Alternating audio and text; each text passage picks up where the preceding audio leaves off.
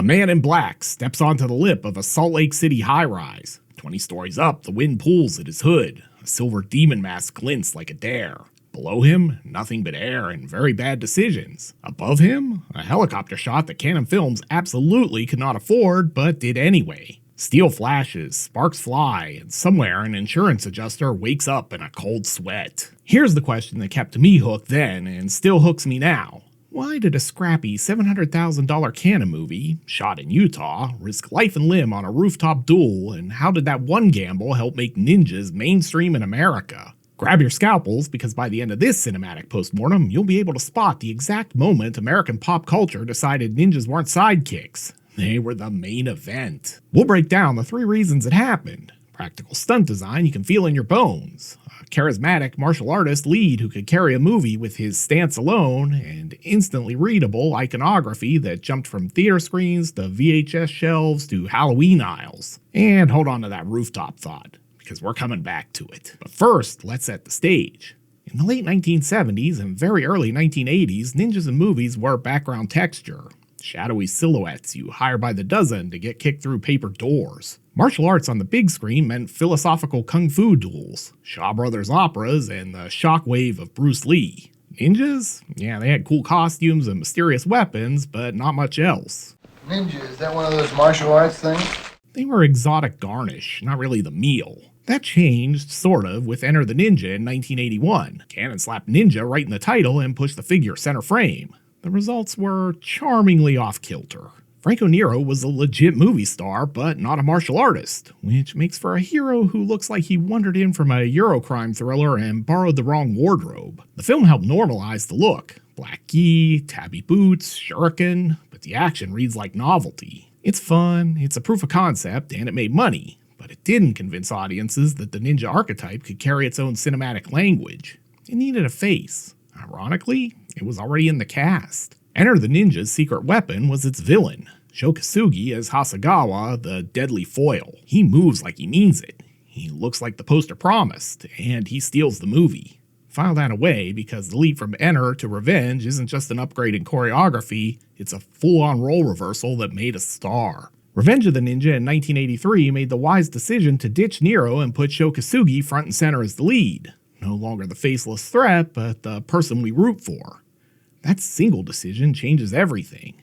In an era when Hollywood often flattened Asian performers into exotic villains or sidekick sages, Canon handed the narrative to a Japanese martial artist and said, run with it. I mean, Canon's gonna canon, but sometimes Canon gets it correct. What makes Kosugi pop? It's his physical storytelling. He has the economy of movement that marks a real practitioner. Watch his center of gravity, low, grounded, and coiled like he's solving spatial math in real time. His blade work isn't just wave and steel, it's angles and intention.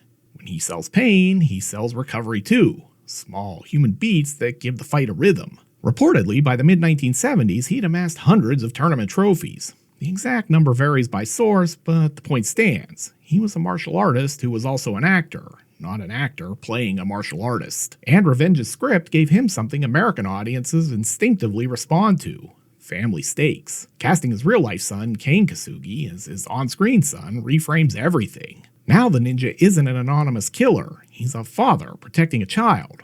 Kane isn't a prop either. He demonstrates coordination and timing beyond the usual kid in peril trope. In an 80s landscape full of one-man armies, that parent-child axis reads fresh. Also, we should drop a quick representation note. The film leans heavily on ADR across the board, loop dialogue to smooth accents and production audio.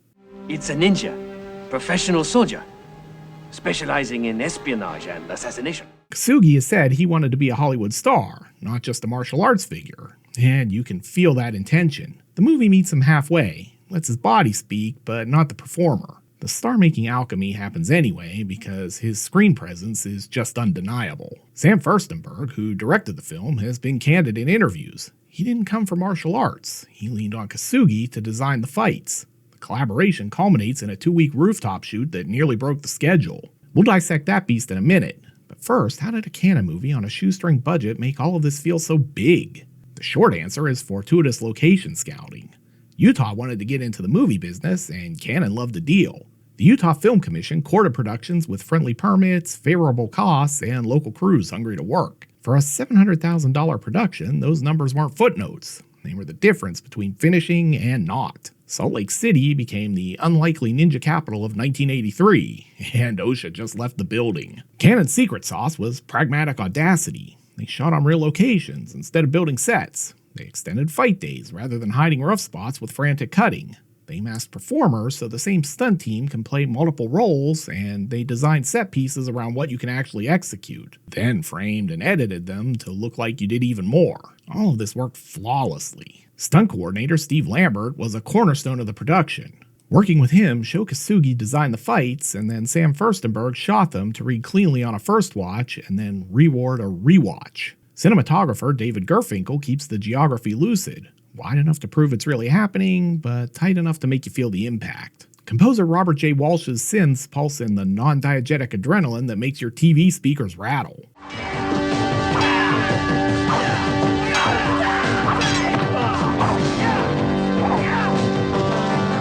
It isn't glossy, it's tactile. To see how that tactile philosophy plays on screen, let's break down 3 sequences and talk craft: coverage, rhythm, and stunt logic. This is where the film graduates from novelty to credibility. Revenge starts with a mission statement. A quiet household erupts as masked attackers descend. The coverage strategy emphasizes legibility, wider masters that hold long enough for your eyes to track blades, bodies, and exits. Blood squibs pop bright against neutral interiors, and man, did Canon love a robust blood squib. And the geography of the film is simple but clear. Doorways, lattice screens, tatami edges that define the space. This isn't about showing off tricks, it's about establishing a threat and a survivor. By the time Sho's character relocates to America with his son, we've seen all the skill and trauma that justify the violence to come. It's clean, readable staging, and closer to the Hong Kong wide masters than the TV-style coverage Enter the Ninja often fell back on. That same clarity carries onto the asphalt as the film hits the gas with the van top fight. A perfect example of low-cost, high-impact design. Van, a handful of stunt players, and the mean streets of Utah. You get cuts to maintain directionality, and the editorial rhythm lets gags land. A slip, a recovery, a strike, a near miss with street signs. There's no CG cleanup. What you're seeing is bodies on moving steel. The camera favors 3/4 angles that keep the horizon visible so your brain registers real speed. From asphalt to glass, that same readability snaps into focus when the action pivots into the doll gallery showdown. Braden, the film's villain, played by Arthur Roberts, weaponizes iconography. Silver demon mask, smoke, and the theatrical use of space. Props escalate cleanly, from shuriken to blades to wires, punctuated by smoke bombs that swallow the frame in particulate haze. It's comic book villainy photographed like a street fight, which is exactly why it worked for audiences. Stylized danger that you can believe in. And that same mix of theater and bruises leads us right to the payoff we teased earlier, the rooftop finale. Production recollections peg that finale at roughly 2 weeks of shooting on a downtown Salt Lake high-rise.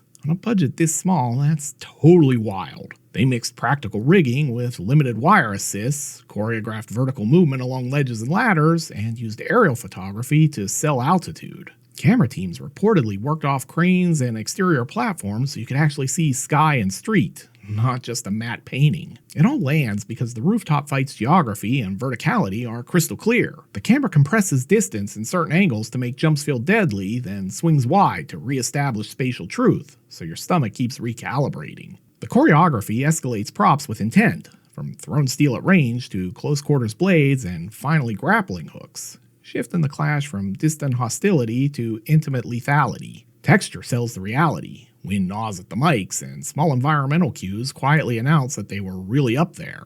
And the silhouettes read instantly. Black gi versus silver demon mask, so you can parse the action at a glance. It's not just spectacle, it's punctuation. Revenge needed one undeniably big moment to anchor trailers, word of mouth, and that video store box art. This was the shot they could put on a poster and sell all weekend. And we should give quick credit where it's due.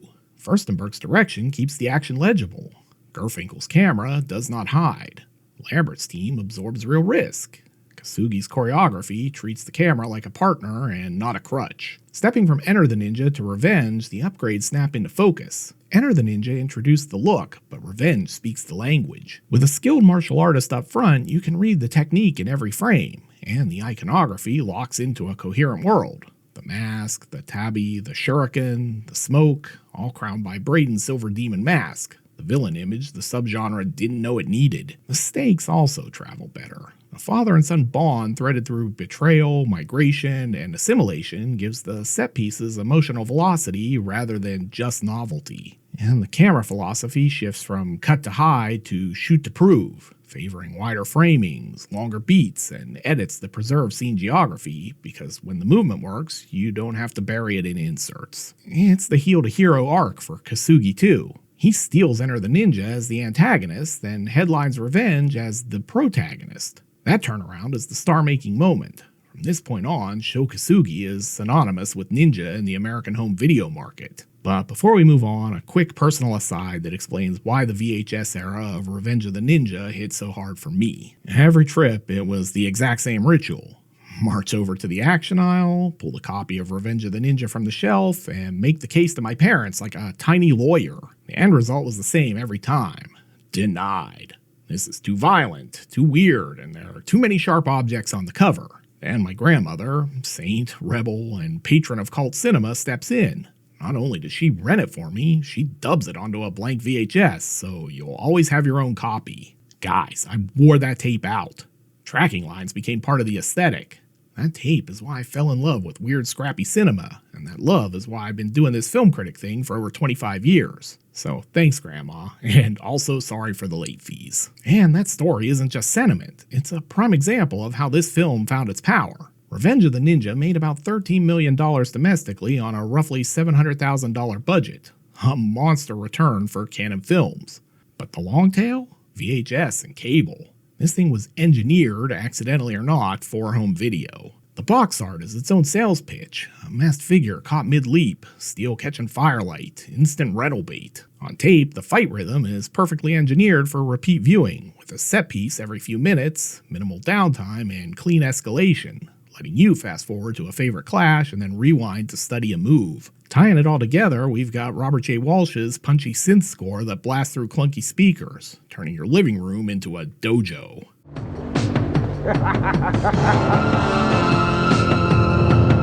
On the rental charts, stores ordered multiple copies because turnover stayed high. Kids like me taped it, then we rewatched it, then we showed it to friends at sleepovers. Ownership created repetition. Repetition created affection, and affection created a subculture. Canon understood the pattern. They packaged Enter, Revenge, and Ninja 3 The Domination as a trilogy, continuity be damned, with Sho Kasugi as the spiritual through line. On cable, HBO turned them into weekend staples. The iconography escaped the screen and invaded toy aisles. I mean, look at this cultural ripple. I'm not claiming direct one-to-one causation, but the timing is pretty wild. 1983, Revenge of the Ninja hits theaters. 1984, Teenage Mutant Ninja Turtles #1 drops. Ninja jokes become mainstream pretty much overnight. During the same span, G.I. Joe's Snake Eyes and Storm Shadow dominate the Playground Power rankings. By 1985, Canon refines the formula for American taste with American Ninja, replacing Kasugi with Michael Dudikoff. By 1987, Sega's Shinobi eats quarters in every pizza parlor on Earth. And by 1988, Ninja Gaiden turns controller blisters into a lifestyle and badge of honor. By the late 80s, Ninja wasn't fringe, it was a product category. Costumes, plastic swords, magazines, rental shows with their own ninja section divider, it was everywhere. Revenge did not do that alone, but it proved the market, and it put a face on it. And it matters that the face was Sho Kasugi. In early 80s Hollywood, Asian leads rarely anchored American action films as heroes. Revenge quietly subverts that expectation. The Japanese protagonist is the moral core, the emotional anchor, and the triumphant figure. Yes, the film leans hard on ADR to neutralize accents, and yes, the narrative leans on genre tropes. But the mainstream audience watched a Japanese hero win, and bought the tape to watch it again. That's not nothing. There are a number of reasons for why Revenge of the Ninja resonated. Kasugi was a huge part of that. He was exotic enough to be believable as a master of an ancient martial art, but he was pretty relatable as a normal man trying to live the American dream, too. Revenge of the Ninja succeeded because of practical stunt design you can feel. Real locations, real falls, choreography designed for the camera's eye. Wider coverage and longer beats created credibility. When the Van Top gag makes you clench, it's because bodies are actually on that roof. The second key component of the film's success was a charismatic martial artist lead. Kosugi translates technique into story. His movement quality, his ability to sell damage and recovery, and his father-son dynamic give the film its spine. He's not just wearing the suit, he is the suit. Next up, we've got the magic of the film's instantly readable iconography. The mask, the swords, the throwing stars. These are visuals that pop on a poster, a box spine, and a paused frame. Brayden's demon mask is a villain design you remember, even if you forget the plot points. And finally, the canon X factor. Audacious focus. They bet the schedule on a rooftop fight because they knew they needed one banger sequence to market. They built set pieces around what they could physically execute. They turned constraints into a style. It's movie math. If you can make one scene feel huge, especially the last one, then the audience will remember the film as huge. So why risk your movie with a 2-week high-rise duel in Utah on a $700,000 film? Because one great sequence can power your trailer, your poster, your video store shelf life, and your legend. This one did all four. Zooming out from that rooftop to the bigger picture. Enter planted the flag, but Revenge of the Ninja made the flag wave, and gave it a face. And after that, American Ninja and a parade of imitators turned the wave into full-blown Ninja-Mania. If you want to learn more on the lore behind Canon's chaos, Electric Boogaloo, the wild, untold story of Canon films, is a ride. Just file it under extra credit homework. In the end, Revenge of the Ninja is more than a cult favorite. It's a pivot point. It proved a ninja could headline a movie in America. It minted Sho Kosugi as an action cinema icon, and it fed a home video ecosystem hungry for sharp objects and sharper silhouettes. It also turned a lot of us into lifelong weird cinema people. Hi, guilty as charged. Alright, now it's your turn. What's your favorite Canon Ninja movie moment? The rooftop duel here, the golf course chaos in Ninja 3, or some other spectacular moment. And if you're ready to perform another cinematic postmortem on a classic 80s flick, then be sure to check out my video on Beastmaster. You'll find a link here on the screen. I hope to see you over there. Only a ninja can stop a ninja.